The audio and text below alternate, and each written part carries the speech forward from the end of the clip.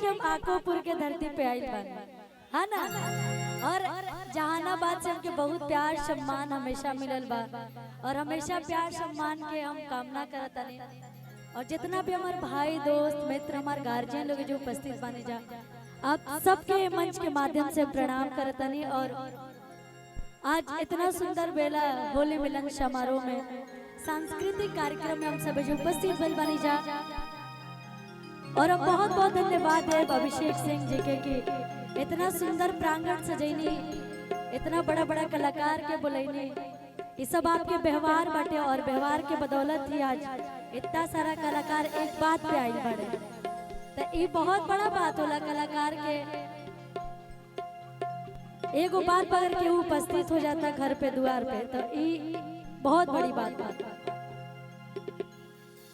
और इतना सुंदर सुंदर गीत के आपसे प्यार आशीर्वाद देनी। और अभी बहुत सारा कलाकार के प्रस्तुति आप सब देखने सुनने, और हम आपको हाजिरी लगाए आप सबके बीच में। हमारे बड़ भैया अजीत भैया बहुत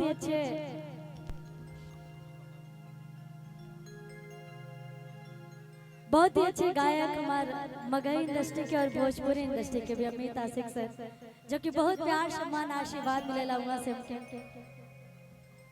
ज्यादा समय ना ले हमके नहीं लगत कि अभी भक्ति भाव के माहौल बकाए कि भाई लोग पहले ही से रंग में रंग गइल बड़े। तो चाह के कुछ जयकारा लागी ओकरे बाद से हम गायकी की शुरुआत करब। प्रेम से बोली साचे दरबार की मैया शेरावाली की। वाह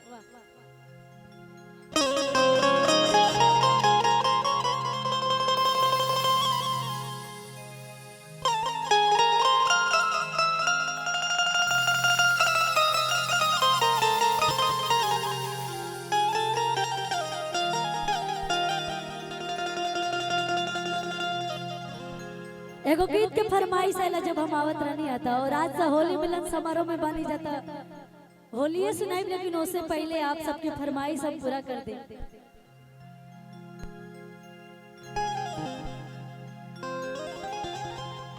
कि जय मिता जो हमरा गम नया आ तोरा नियन माल हमरा गम नया, कि पिया संग सुती है बीते दिन राते, हो बीते दिन राते। लगन में बहुत सारा लोग के बियाह शादी भइल होई, त एही लगन में हम गीत गइनी जकरा के बहुत प्यार मिलल। त लइकिया कहला कि तोर फाटे लगतो छाती, अरे साथी काले अइतो बाराती। लेकिन उससे पहले अभी एगो गीत के फरमाइश जो कि अमित आशिक सर कहने हैं कि बचे कोई लड़ाई हम पढ़ाई वाला फील दे, कि बचे कोई लड़ाई हम पढ़ाई वाला फील दे, कि रे छोड़ा पे नसील दे आ तबे तोरा दिल दे।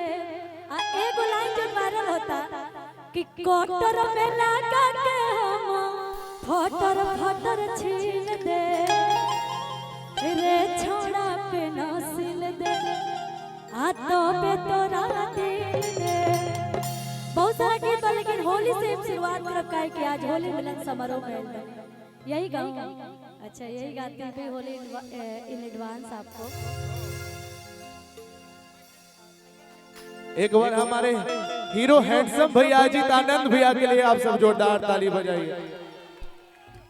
बहुत बहुत धन्यवाद भैया, थोड़ा लेट आए लेकिन चलिए आ गए, बहुत है हमारे लिए आप लोग आए हुए हैं। समझिए कि हम बहुत सौभाग्यशाली हैं, वरना ना कोई हमारा गाना 100 मिलियन है, ना कोई वैसा कुछ 500 मिलियन है, 1 मिलियन है, 1 लाख है, लेकिन उतने में गर्दा उड़ गया है।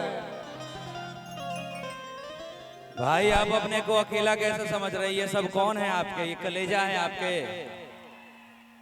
आप अकेले नहीं हैं, आपके साथ ये पूरी मंच आपके साथ है। गलत कहता नहीं कहा।